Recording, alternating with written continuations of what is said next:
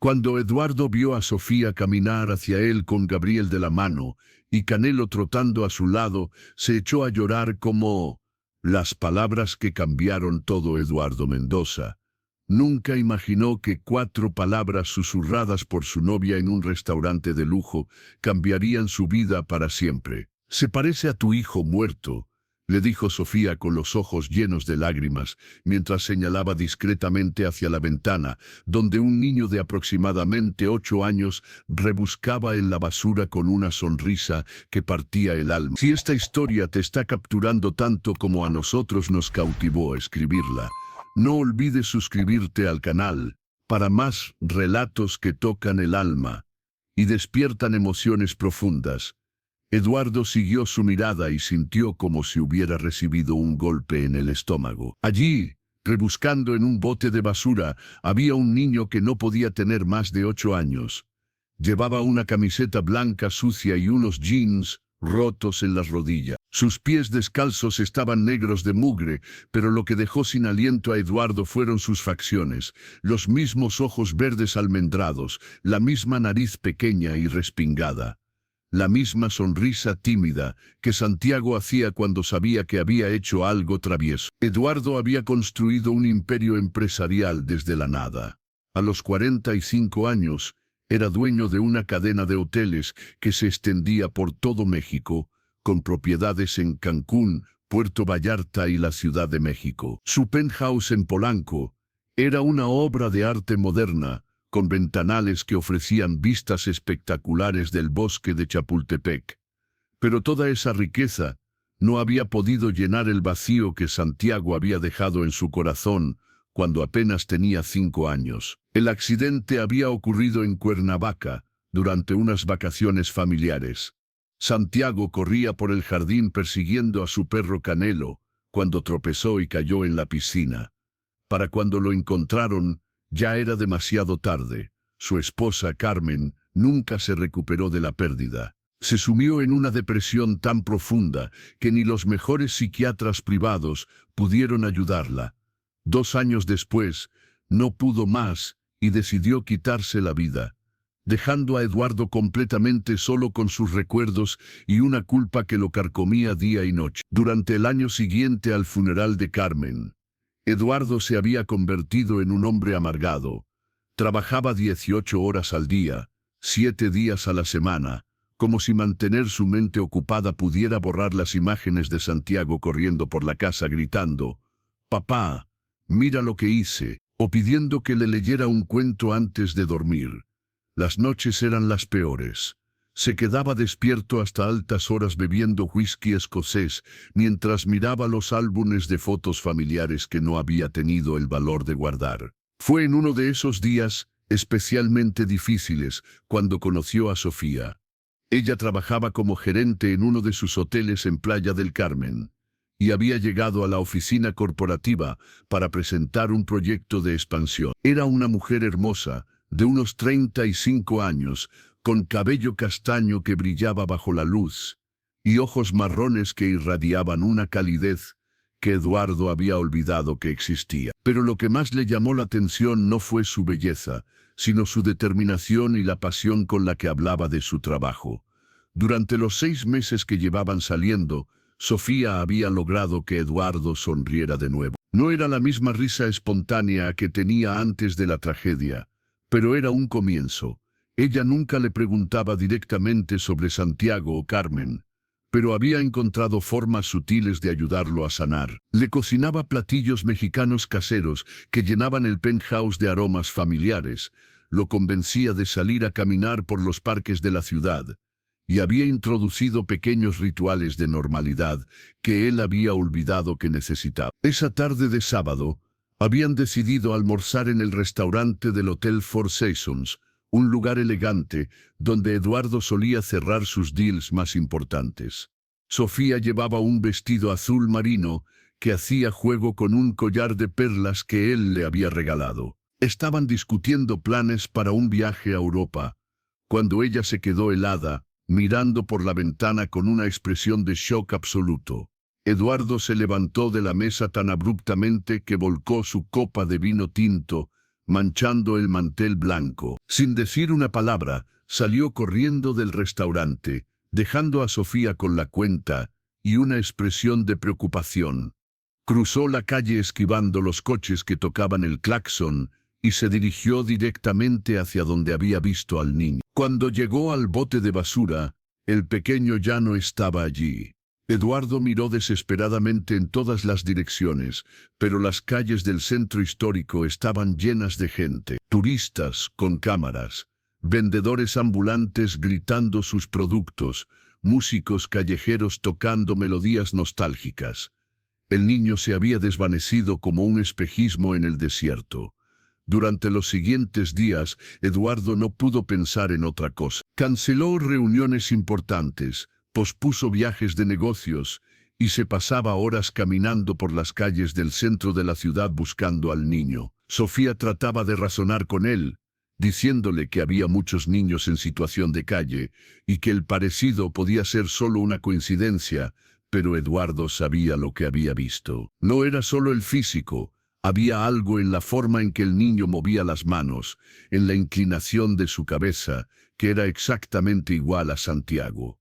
El jueves de esa semana, mientras caminaba por la Alameda Central durante la hora del almuerzo, Eduardo finalmente lo encontró. El niño estaba sentado bajo la sombra de un árbol frondoso, compartiendo un pedazo de pan con un perro callejero amarillo que se le acurrucaba al lado. La escena era tan tierna que Eduardo sintió que se le hacía un nudo en la garganta. Se acercó lentamente, tratando de no asustarlo. «Hola», dijo con voz suave, agachándose para quedar a la altura del niño. «¿Cómo te llamas?» El pequeño lo miró con desconfianza, pero no corrió. Sus ojos verdes tenían una profundidad que no correspondía a su edad, como si hubiera vivido demasiado en muy poco tiempo. «Me llamo Gabriel», respondió con una voz clara pero cautelosa. «¿Usted quién es?» «Me llamo Eduardo». «¿Dónde vives, Gabriel?» El niño señaló vagamente hacia el horizonte. «Por ahí, en diferentes lugares». Luego, con una sonrisa que partió el corazón de Eduardo, añadió: «Pero Canelo y yo siempre encontramos un lugar donde dormir». Eduardo sintió que se le cortaba la respiración. «¿Dijiste Canelo?» Gabriel asintió y acarició al perro amarillo. «Se llama así porque es del color del canelo, ¿ve? Mi mamá me enseñó eso antes de que se fuera al cielo». Las lágrimas comenzaron a rodar por las mejillas de Eduardo. Santiago también había tenido un perro llamado Canelo, y también había sido Carmen quien le había enseñado sobre los colores y las especias. Era demasiada coincidencia para ser casualidad. «¿Tienes hambre, Gabriel?», preguntó Eduardo, tratando de controlar su voz. El niño asintió tímidamente. «Siempre tengo un poquito de hambre, señor Eduardo. Pero Canelo también tiene hambre, y él es más pequeño que yo». Eduardo sonrió a través de las lágrimas. «¿Qué te parece si los tres vamos a comer algo? Conozco un lugar donde hacen las mejores quesadillas de la ciudad». Gabriel consideró la propuesta seriamente, como si fuera una decisión de vida o muerte. «Usted es buena persona, señor Eduardo». «Mi mamá me dijo que solo fuera con gente buena». «Trato de serlo», respondió Eduardo honestamente. «Y te prometo que no te haré daño. Solo quiero asegurarme de que tú y Canelo coman algo bueno». Después de un momento de silencio, Gabriel asintió. «Está bien, pero Canelo viene con nosotros». «Por supuesto», dijo Eduardo, y extendió su mano. Gabriel la tomó después de dudarlo un segundo, y Eduardo sintió una corriente eléctrica recorrer todo su cuerpo. La mano del niño era pequeña y cálida, exactamente como había sido la de Santiago. Eduardo los llevó a una fonda tradicional cerca del Zócalo, un lugar modesto pero limpio donde servían comida casera mexicana. Gabriel comió con un apetito voraz, pero siempre se aseguraba de darle pedacitos de tortilla y pollo a Canelo. Eduardo lo observaba fascinado, notando cada gesto, cada expresión, cada pequeño hábito que le recordaba a su hijo perdido. «¿Hace cuánto tiempo vives en la calle, Gabriel?», preguntó Eduardo mientras el niño terminaba su segundo plato de quesadillas. Gabriel se limpió la boca con la servilleta que Eduardo le había dado. «Desde que mi mamá se fue al cielo». Eso fue muchos días. No sé contar tan alto todavía. ¿Y no tienes otros familiares? ¿Una abuela, unos tíos? El niño negó con la cabeza. Solo éramos mi mamá y yo, y Canelo, claro. Luego, con una madurez que rompía el corazón, añadió: pero estoy bien, señor Eduardo. Sé cómo cuidarme solo. Eduardo sintió una mezcla de admiración y tristeza por la fortaleza de este pequeño. Gabriel, ¿te gustaría venir a mi casa? Tengo mucho espacio, y Canelo podría tener una cama cómoda y toda la comida que quiera. Los ojos de Gabriel se iluminaron por un momento, pero luego se ensombrecieron.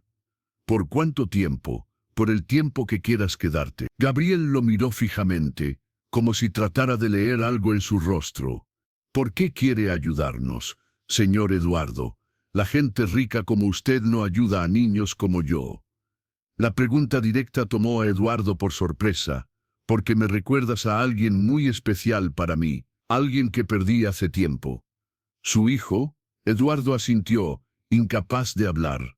Gabriel extendió su pequeña mano y la puso sobre la de Eduardo. Está bien llorar cuando extrañamos a alguien, señor Eduardo. Mi mamá me dijo eso. Esa noche, Eduardo llevó a Gabriel y a Canelo a su penthouse. El niño quedó boquiabierto al ver las vistas panorámicas de la ciudad, los muebles elegantes, y especialmente el televisor gigante en la sala. Pero lo que más lo impresionó fue el baño con la tina enorme. ¿Puedo bañarme ahí?, preguntó con los ojos muy abiertos. Puedes bañarte ahí todas las noches si quieres, respondió Eduardo. Mientras Gabriel se bañaba, Eduardo llamó a Sofía para explicarle lo que había pasado. Ella escuchó en silencio, y cuando él terminó de hablar, suspiró profundamente. Eduardo, cariño, entiendo que este niño te recuerde a Santiago, pero tienes que pensar con claridad. No puedes simplemente adoptar a un niño de la calle porque se parece a tu hijo. No es solo que se parezca, Sofía, es como si Santiago hubiera regresado a mí. Amor, Santiago está muerto. Este niño es Gabriel, una persona completamente diferente que necesita ayuda, sí, pero no como un reemplazo de tu hijo. Eduardo sabía que Sofía tenía razón racionalmente, pero su corazón le decía algo diferente. Cuando colgó el teléfono, Gabriel salió del baño envuelto en una toalla blanca y esponjosa, con el cabello húmedo peinado hacia atrás. Se veía como un ángel. Señor Eduardo, ¿puedo preguntarle algo? Claro, Gabriel. ¿Cómo se llamaba su hijo? Eduardo sintió que se le cerraba la garganta. Santiago. Gabriel asintió pensativamente. Es un nombre bonito. Apuesto a que él era muy bueno. Sí, era el mejor niño del mundo. ¿Yo me parezco mucho a él? Eduardo no sabía cómo responder esa pregunta sin asustar al niño. Sí, te pareces mucho. Gabriel se quedó callado por un momento, luego dijo: mi mamá me decía que cuando las personas que amamos se van al cielo, a veces Dios nos manda ángeles que se parecen a ellos para que no estemos tan tristes. ¿Usted cree eso? Las lágrimas comenzaron a rodar por las mejillas de Eduardo nuevamente. No sé si lo creía antes, pero creo que ahora sí. Sofía visitaba regularmente, pero Eduardo notaba que se sentía incómoda con la situación. Al principio había sido comprensiva y hasta entusiasmada con la idea de ayudar a Gabriel. Pero con el paso de las semanas, comenzó a notar cambios preocupantes en el comportamiento de Eduardo. Lo veía hablando con Gabriel, usando el mismo tono que ella había escuchado en las grabaciones de video familiares, donde Eduardo interactuaba con Santiago. Lo veía comprando los mismos juguetes que Santiago había amado, llevando a Gabriel a los mismos lugares donde había llevado a su hijo biológico, e incluso usando las mismas expresiones cariñosas. Un día, mientras Gabriel jugaba en el jardín de la azotea con Canelo, Sofía decidió que era momento de enfrentar la situación. Había estado posponiendo esta conversación porque no quería lastimar a Eduardo, pero su amor por él la obligaba a ser honesta. Eduardo, necesitamos hablar, dijo, sentándose junto a él en la terraza desde donde podían ver a Gabriel correr felizmente con su perro. ¿Sobre qué? Sobre Gabriel, sobre lo que está pasando realmente aquí. Eduardo se puso tenso. ¿A qué te refieres? Gabriel está floreciendo, es feliz, está aprendiendo, está viviendo la vida de Santiago, interrumpió Sofía suavemente. Eduardo, estás creando una fantasía peligrosa. Gabriel no es Santiago, y tratarlo como si lo fuera no es justo para ninguno de los dos. No lo trato como si fuera Santiago, protestó Eduardo, pero incluso mientras decía las palabras, sabía que no eran completamente ciertas. ¿En serio? Porque ayer te escuché llamarlo Santiago cuando pensabas que no estaba oyendo. Y anteayer le compraste un modelo de avión igual al que tenía Santiago en su cuarto. Y la semana pasada lo llevaste al mismo parque de diversiones donde llevabas a Santiago. Eduardo se quedó callado porque sabía que Sofía tenía razón. Había momentos en los que la línea entre el pasado y el presente se difuminaba, en los que veía a Gabriel correr y por un instante creía que Santiago había regresado. Había estado proyectando tantos recuerdos de su hijo perdido en Gabriel, que había comenzado a perder de vista quién era realmente el niño. Lo que estás haciendo es hermoso, continuó Sofía, tomando la mano de Eduardo. Ayudar a este niño, darle una oportunidad en la vida, convertirte en su padre. Pero tienes que hacerlo por él, no por ti. Gabriel necesita ser amado por quien es, no por a quien se parece. Pero es que es tan fácil amarlo, murmuró Eduardo. Es como si Santiago hubiera regresado para darme una segunda oportunidad. Gabriel no es tu segunda oportunidad de ser padre de Santiago, dijo Sofía firmemente. Es tu primera oportunidad de ser padre de Gabriel. Y Gabriel merece que lo ames por sus propias cualidades únicas, no porque te recuerde a alguien más. Esa noche, Eduardo tuvo una conversación difícil consigo mismo. Se sentó en su estudio, rodeado de fotos de Santiago y documentos de la adopción de Gabriel, y reflexionó honestamente sobre sus motivaciones y comportamientos de las últimas semanas. Se dio cuenta de que Sofía tenía razón, pero también se dio cuenta de algo más.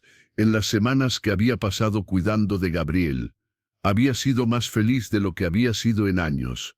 No era solo porque Gabriel se pareciera a Santiago, era porque Gabriel tenía su propia luz especial, su propia bondad, su propia forma de ver el mundo que había iluminado la vida de Eduardo de maneras que Santiago nunca había hecho.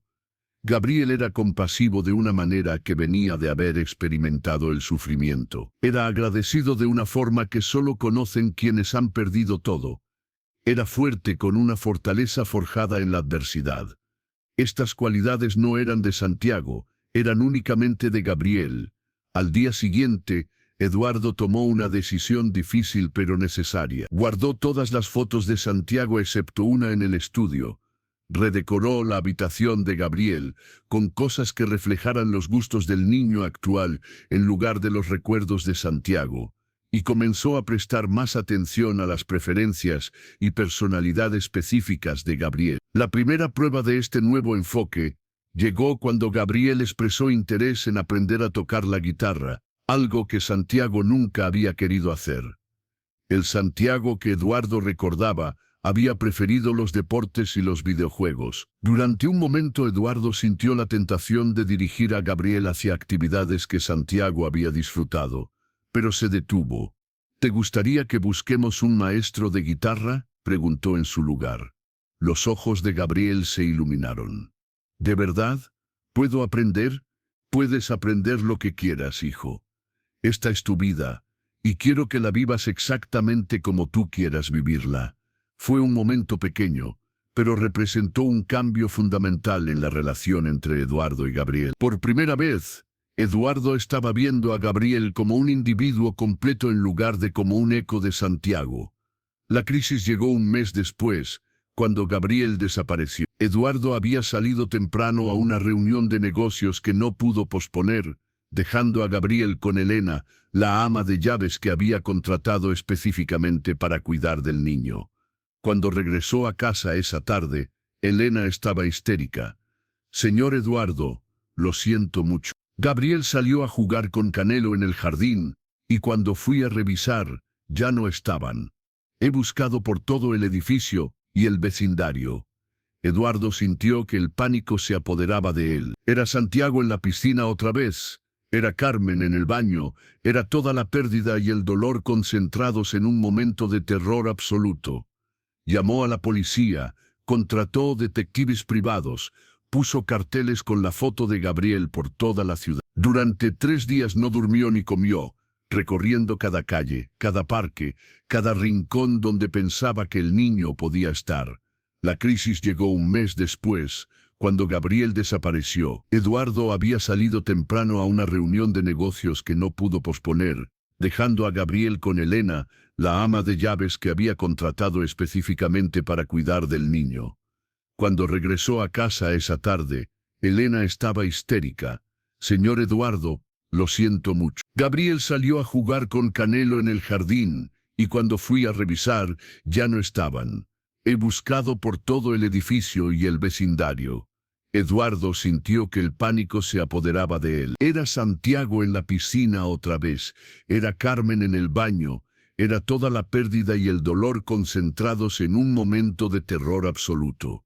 Llamó a la policía, contrató detectives privados, puso carteles con la foto de Gabriel por toda la ciudad. Durante 3 días no durmió ni comió, recorriendo cada calle, cada parque, cada rincón donde pensaba que el niño podía estar. La búsqueda se intensificó cuando se dieron cuenta de que Gabriel había tomado una pequeña mochila con algunas de sus pertenencias, lo que sugería que su desaparición había sido planeada, no accidental. Eduardo se torturó pensando en qué había hecho mal. ¿Qué había dicho que pudiera haber asustado a Gabriel? Durante esos 3 días infernales, Eduardo revivió todos los traumas de pérdida que había experimentado. No podía comer, no podía concentrarse en nada que no fuera encontrar a Gabriel. Sofía se quedó con él, coordinando los esfuerzos de búsqueda y tratando de mantenerlo cuerdo. «Lo vamos a encontrar», le repetía una y otra vez. «Gabriel es inteligente, sabe cómo cuidarse». Está bien, pero Eduardo no podía dejar de imaginar todos los peligros que acechaban a un niño de 9 años solo en las calles de la Ciudad de México. Criminales, accidentes, enfermedades, las posibilidades lo aterrorizaban. El segundo día de búsqueda, Eduardo recibió una llamada que le heló la sangre. Un hombre que se identificó como trabajador social del DIF, le informó que un niño que coincidía con la descripción de Gabriel había sido encontrado en un refugio temporal en el Estado de México. Eduardo manejó a velocidades peligrosas hasta el refugio, con el corazón martilleándole en el pecho. Cuando llegó, sin embargo, descubrió que se trataba de otro niño. La decepción fue tan intensa que se derrumbó en el estacionamiento del refugio, sollozando como no había llorado desde los funerales de Santiago y Carmen. Fue Sofía quien finalmente lo encontró. Había estado buscando también, pero con una estrategia diferente. En lugar de ampliar la búsqueda, se le ocurrió revisar los lugares donde Eduardo había visto a Gabriel por primera vez, pensando que tal vez el niño habría regresado a territorio familiar en momentos de confusión o miedo. Lo encontró en la Alameda Central, en el mismo árbol donde se habían conocido, acurrucado con Canelo y llorando silenciosamente. Cuando Gabriel la vio acercarse, no huyó, pero tampoco corrió hacia ella. Se quedó donde estaba, con una expresión de tristeza tan profunda que Sofía sintió que se le partía el corazón. «Gabriel», dijo suavemente, acercándose despacio como si se tratara de un animal herido. «Eduardo está muy preocupado por ti. Todos estamos preocupados». Gabriel levantó la vista, y Sofía vio que sus ojos estaban rojos e hinchados de tanto llorar. Tenía tierra en la ropa y las mejillas, y parecía haber perdido peso en los 3 días que había estado desaparecido. «Yo no quería preocupar a nadie», murmuró Gabriel. «Solo necesitaba pensar». «¿Pensar en qué, pequeño?», preguntó Sofía, sentándose en el suelo a cierta distancia para no intimidarlo. Gabriel se limpió la nariz con la manga de su suéter sucio. «El señor Eduardo me quiere mucho, pero yo sé que no me quiere a mí realmente. Me quiere porque me parezco a Santiago». Sofía sintió que se le formaba un nudo en la garganta. El niño había percibido exactamente lo que ella había estado tratando de explicarle a Eduardo. ¿Por qué piensas eso, Gabriel? Porque a veces me dice Santiago cuando piensa que no lo estoy escuchando. Y porque tiene fotos de Santiago por toda la casa, y yo me parezco mucho a él en las fotos. Y porque me compra las mismas cosas que le compraba a Santiago. Gabriel hizo una pausa, respirando temblorosamente. Mi mamá me dijo que siempre fuera honesto, pero siento que estoy engañando al señor Eduardo con mi cara. Las lágrimas comenzaron a rodar por las mejillas de Sofía. Este niño de 9 años había desarrollado una perspicacia emocional que muchos adultos nunca alcanzaban, producto de haber tenido que sobrevivir solo y de haber perdido a su madre a tan temprana edad. Gabriel, ¿puedo contarte algo?, preguntó Sofía, moviéndose un poco más cerca. Gabriel asintió. Cuando Eduardo te vio por primera vez, sí, se sintió atraído hacia ti porque te parecías a Santiago. Eso es verdad, y no voy a mentirte al respecto. Gabriel bajó la cabeza, confirmando sus peores temores. Pero, continuó Sofía, en estas semanas que has estado viviendo con nosotros, ¿no has notado cómo cambia la cara de Eduardo cuando tú le cuentas uno de tus chistes? ¿O cómo sonríe cuando le enseñas algo nuevo que aprendiste con tu maestra? ¿O cómo se preocupa cuando tienes pesadillas, pero no porque le recuerdes a Santiago, sino porque le duele verte sufrir a ti? Gabriel levantó la vista lentamente. Sí, he notado eso. Eso es porque Eduardo te está conociendo.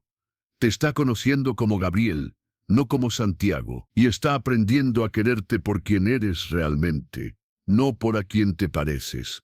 ¿Usted cree eso de verdad? Sofía se acercó más y extendió su mano. Gabriel la tomó después de un momento de duda.